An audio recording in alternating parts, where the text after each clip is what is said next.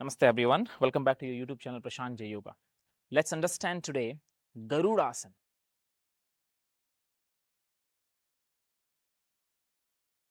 It is asanas are not just a simple, physical workout.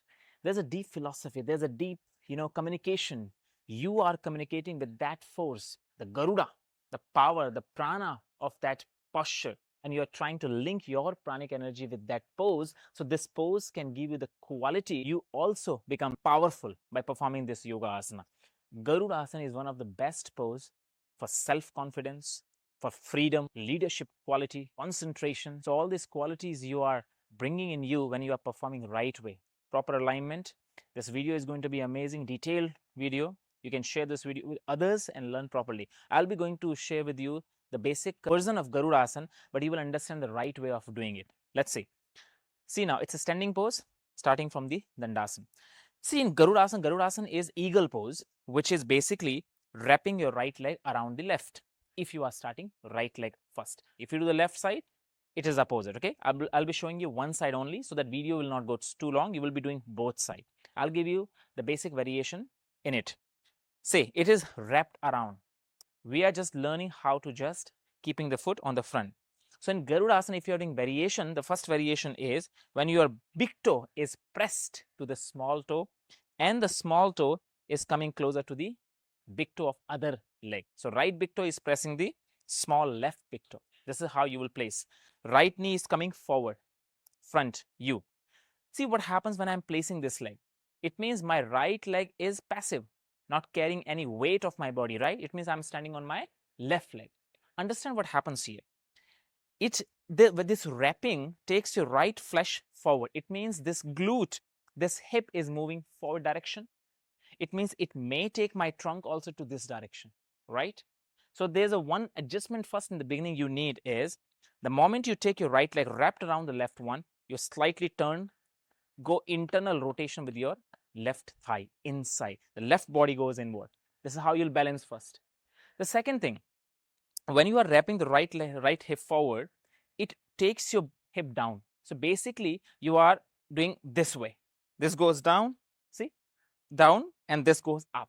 It takes your spine in a right direction. It means it curves the spine. Basically, its spine is not straight. See, it goes forward and it drops down. So now you have to align it first and tuck your tailbone in so that you are centered. So spine, the vertebrae aligns by itself.